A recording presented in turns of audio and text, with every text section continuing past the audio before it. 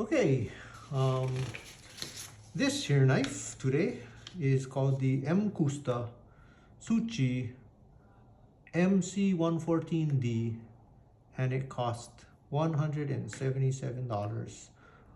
As always, this is a price not factoring in tax or shipping if there's shipping. Okay, so this is the cute little box it came in. Like I said before, I don't really care about packaging. Yeah, they put this little note, this thing, Seki Japan. Yeah, that's it. Okay, let's move on. Move the box. Okay, so this knife, all right, how did this come to be? Why did it come to be? What are the thoughts and ratings of it? Okay, so this knife came as the 5th knife. Okay, knife number 1 was a liner lock that had titanium scales. Knife number 2 was a flipper that had a button lock. Okay, knife number 3 was a Spyderco that had the Spidey hole and a compression lock. And then knife number 4 was a titanium frame lock.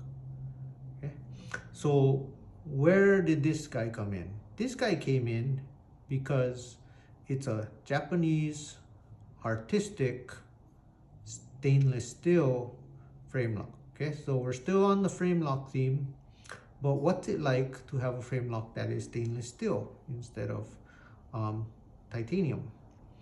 And what's it like to have a Japanese knife? Because the Japanese are often touted or hyped as attention to detail people, very artistic, and good with metals. Yeah.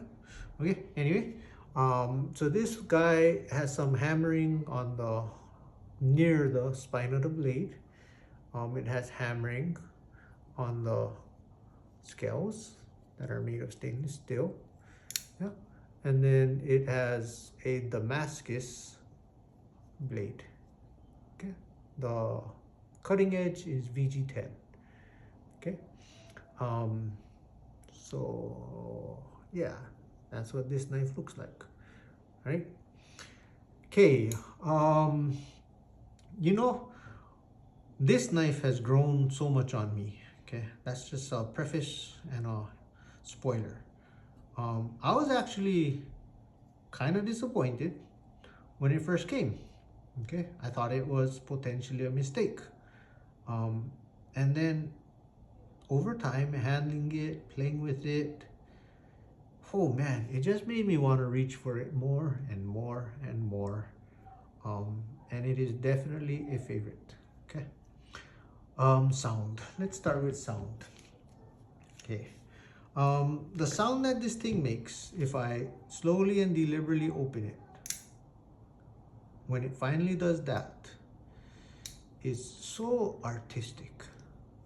There's so much personality. Okay, it is so dang good.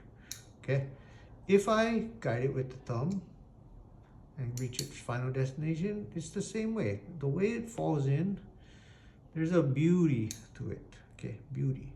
And then if I do that, it's just a wonderful sound. Okay, very, very, very, very good sound. So the rating I will give this knife in terms of sound is an 8. Okay, so not junk, not kind of junk, better than good, not quite perfect, but almost perfect sound. Okay, why is it almost perfect? Because I've experienced perfect. Yeah, I know on YouTube in the video you cannot hear the difference, but that is what perfection sounds like. Okay, it's perfect, and it's based on the friction at the pivot and a perfect amount of detent. That's really what creates, and the materials. Okay, so this thing, that blend made a perfect sound. If I didn't have that one, I would think this was a 10. Okay, but I think the detent is not quite as perfect. but the pivot does something different, okay? Because it has to grind along this this pitted metal that was created by the hammering. And so it's artistic. It has this really pleasant grit. You wouldn't think grit would be pleasant, but it has a very pleasant grit and feel. Which brings us to our next point, yeah, which is deployment. Okay, so when I first got this knife, okay, I couldn't actually do this. I wouldn't let myself do that. This knife is so thin and so slicey and so scary. Okay, it is so razor-like that I was scared to death of it. Okay, and I only dared to pinch here and then roll it out. Okay, or to just do it with two hands. Okay, but I guess over time I got better with the other knives, you know, at firing a button, not a button, a thumb stud, yeah, okay, and so now I can do it, okay, but because the deployment scares me to death, or at least it used to scare me to death, that kind of takes away a little bit from it. Like, if you're dumb enough to do it, like I became, then it's quite good, okay, but the fact that it feels so risky and seems to have such consequence, yeah, it's a 7. That's what I decided. I decided it's a 7. Okay, lock release. Okay, again we have a frame lock. Okay, just like where's the other frame lock? Here we go. Yeah, okay, so another frame lock. This one is very well done. Okay, this one's made of titanium. This one is also very well done, but this one's made of stainless steel. I'm surprised how much I like stainless steel. I really am. Okay, everybody talks about titanium frame locks, so it almost seems like, oh, it can't be stainless steel. Apparently it can be. Okay, but anyway, the lock release, it's really good, you know, like the pressure that you gotta do, again, it's great. It's not too hard, it's not too easy. Okay, and there's definitely a place to put your thumb to push something which I don't know about these Japanese people that made this knife. Like, I just don't know why. Okay, they decided to give you something to push, but to make it sharp and painful. So there's like this corner, and that's what you push, and it worked really well. Yeah, oh, but it lets you know. It's almost like saying, I'm gonna create something perfect for you to press. Okay, but I'm gonna remind you every time that you're doing it, okay, so 7. Okay, good pressures, easy to find. I don't know why they had to make it painful, but it almost seems deliberate, you know. It seems intentional. It seems like they wanted to give you pleasure in suffering. Yeah, they're like, okay, let's see how much we can make people suffer in order to achieve their joy. Yeah, okay. Oh shucks, I gotta close the door, guys. I'll be right back.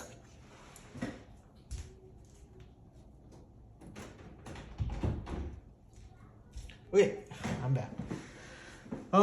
Closure. Okay, closure. Okay, once a knife gets maybe to this last 90 degrees, maybe slightly inside of 90 degrees, what is that, 2 to 4 inches? Yeah, that last glide, I like to guide it by hand. Okay, I just find it very pleasurable to either do that with my thumb or to do that with my pointer. Okay, and boy, it really adds or detracts from my enjoyment in knives when it's like perfect or too loose or too tight. Okay, this one, like I said, it has, you know, when the blade is rotating on the pivot, because the metal here, yeah, has been worked, there's a texture. Okay, and that texture creates some resistance. and it is really, really, really, really good. It's very, very, very pleasant and good. Okay, so it's almost perfect. Okay, um, yeah, I want to move on for time's sake. Okay, and so the three-step system, yeah, it's my thing, it's my preference. Okay, it's what makes me me. Okay, and I want to talk about it right now, but I'll save it for another video. Okay, where I like actually go a little more into detail on it. But open, break the lock. Yeah, liner locks and frame locks are very good at that. Okay, and then hand guide. Okay, fantastic. Okay, higher than I think the previous few knives we've looked at. Okay, so we got eight over there. Okay, the feel is quite good, you know. Okay, and it wasn't always that way. Okay, I thought this knife was kind of wonky when I first got it. Like when I looked at it in pictures, I thought it was good looking but a little wonky, and I was hoping that when it got here that the pictures weren't very accurate and that it was less wonky. Okay, and to my initial dismay, it looked exactly like it looked in the pictures. So there was a pretty high level of wonkiness. Okay, and at first I didn't like the wonkiness because it wasn't your prototypical beauty. Okay, it wasn't your natural symmetry, and it's grown on me, man. It's grown on me so much. Okay, so the feel was not initially good, but it's become good. It feels very, very, very good in my hand. Okay, part of the reason I didn't like the feel at first is, you know, I was second guessing and questioning this blade. Okay, because none of the other blades are like this one. Okay, they're not as narrow in both directions. Okay, they're not as short this way or as thin this way or as stabby and pointy as this thing. Okay, and so I was questioning for a while, like, what good is this blade? Was this a mistake? No, it has a personality, a very distinct and deliberate personality. Okay, and once those kind of thoughts started kicking in, the feel also improved to the point where now it is a 7. Okay, better than good, but it ain't almost perfect.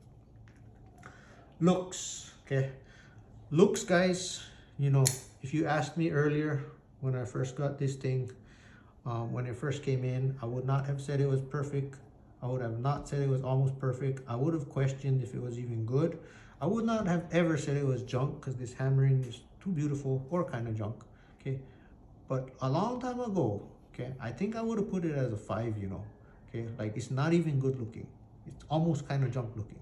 Okay, but again, this knife constantly impressing me, constantly changing.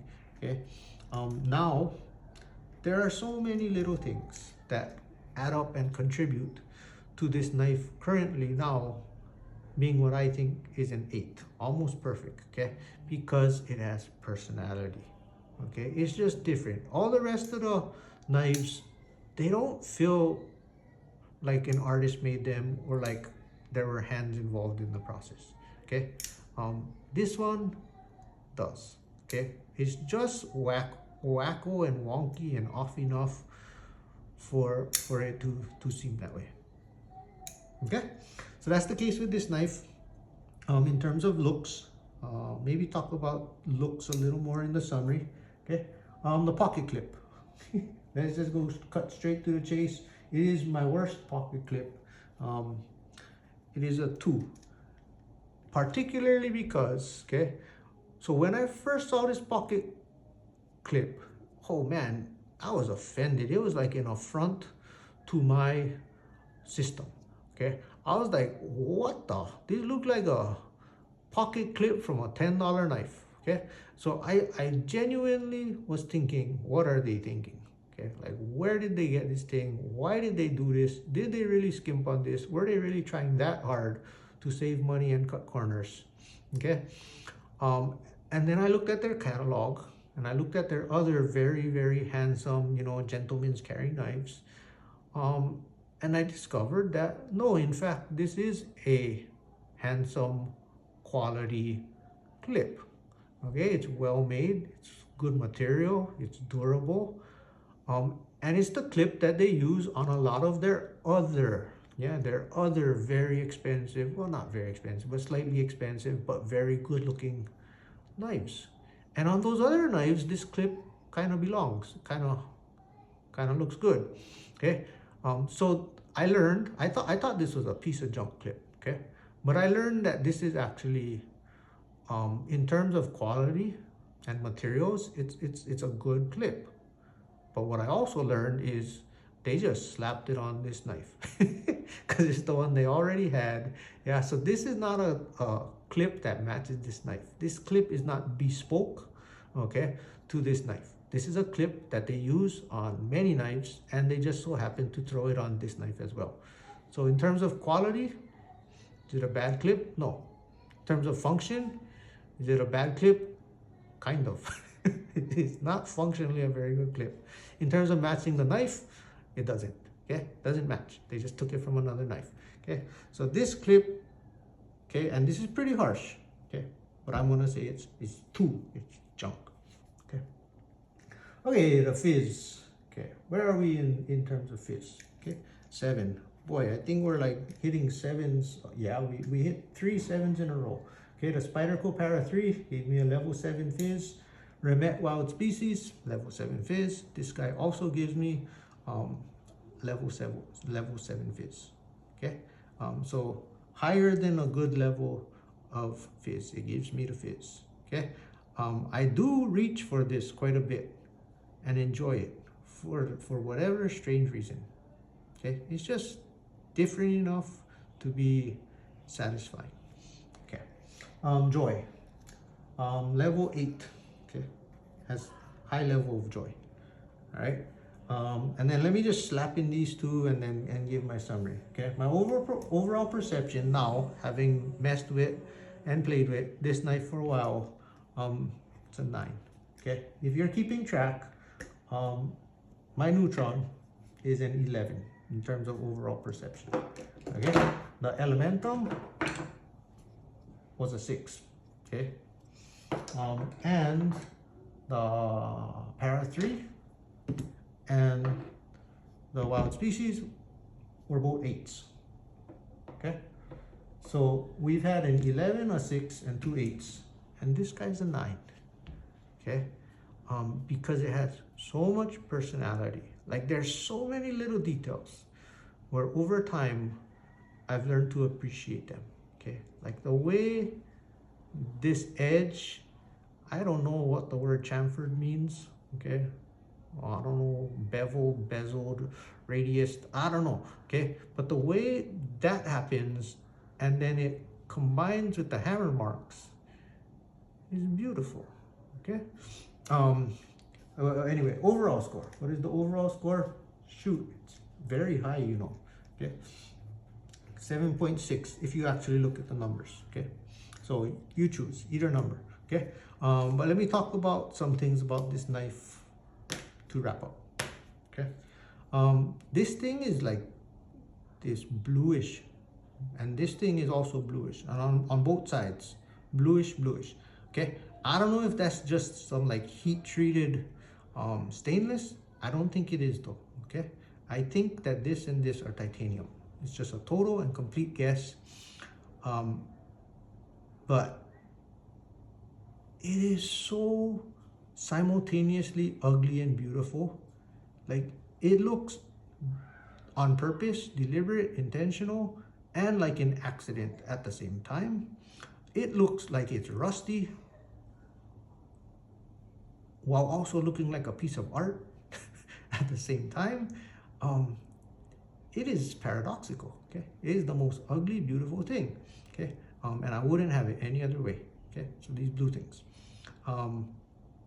When this thing first came, there were 2 deal breakers that I was actually able to fix. Okay, I was so mad at the factory and them. Okay, so right here where the frame lock is, there was like this little shard of metal that they didn't have good enough quality control to get rid of. Okay, Oh, and man, it was offensive to my system when that happened. Okay, so that I'm like, what, could not someone have seen that or sanded that off? It bugged the heck out of me.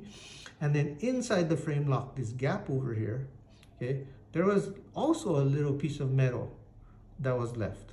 Okay, and me, thinking that the people who made these knives are a people who pride themselves on attention to detail. Okay, I'm like, guys, okay, you missed those details. Okay, you weren't paying attention there. So that bugged me to no end, and I wondered if they were things I could clean up on my own. And it turns out that yes, I was able to clean them up on my own. Okay, I got a little, not this one, but I got my little keychain Victorinox knife, and I took out my small little blade, and because I used that knife a lot, I didn't care what the consequences would be. Fortunately, nothing happened, and I literally just ran it in this crack, and it knocked off that one shard, and I ran it in this crack, and it knocked out that other shard. And that really, really increased the level of enjoyment of this knife for me. Okay, so yeah, so there's these funky blue things. There were those things that I had to clean up. Okay, and so let me see if there's other joy positives and joy negatives that I want to talk about. Yeah, okay, so on the positive end, like I said several times, it has grown on me. And it's a beautiful thing when something grows on you. Okay, when it surpasses initial expectations and first impressions. Okay, additionally, yeah, in Japanese, yeah, you know how I've been saying wonky and wacky, and they both start with W. Okay, apparently there's also a term called wabi sabi. Okay, like, and I have no clue what that means, so I'm just gonna make up. Okay, that it means like beauty in imperfection. Okay, that when things are too symmetrical, when things are too calculated and deliberate, that it actually detracts from the artistic nature and satisfaction of those things. Okay, and that is a very accurate definition and depiction of what we have going on here. Okay, if wabi sabi means that, okay, that funk can create satisfaction and joy, then this thing is loaded in very, very high levels of wabi sabi. Okay, and then to take away joy, yeah, those shards, man, holy moly, those shards that came with this knife out of the factory, boy, yeah, I don't want them to fire that guy, yeah, but he should get a good slap in the head. Okay, like, did you send that knife out? Yes, that was me. What were you thinking? I wasn't thinking. Yeah, okay, not okay, not acceptable. I hope my knife is the only one that you guys did that was like that. Don't continue that, guys. Okay, and the clip, yeah. So I'm glad that this is not actually a piece of junk clip from a $10 knife. Okay, I'm glad that it's actually a quality clip that they use on their other knives. Boy, guys, this is ugly though. Okay. Nah, it's not ugly. As wabi sabi again, they just wanted to wabi sabi everything. Okay, they wanted to make us suffer for our enjoyment. Yeah, okay. Is there anything else I want to say about this Mcusta? Yeah, sure, I'll say one, maybe, I don't know how many more things, but this thing scared me at first, but since then I've been desensitized, and I think I'm dumb enough now to not be scared anymore. But this point, very pointy, okay, and of all my knives, it goes into the handle less than the rest. Okay, so I used to actually think, okay, I'm not gonna, that if I put my finger here and I actually pushed hard enough so that my thumb or that my skin would go in and I went forward, I actually was super scared that the knife went in not enough and that I could actually, stab my finger. Okay, fortunately, it seems pretty secure when it's closed. That has never been the case, and I've actually rubbed my finger across this a few times, And guys, it's close, you know. I can almost stab myself, but I don't quite stab myself, which is a good thing. Okay, you know, I think that's my review for this knife. It's a knife that there were things about it initially that I disliked, and over time it's become one of the favorites. Okay, so this is the Mcusta Tsuchi MC-114D.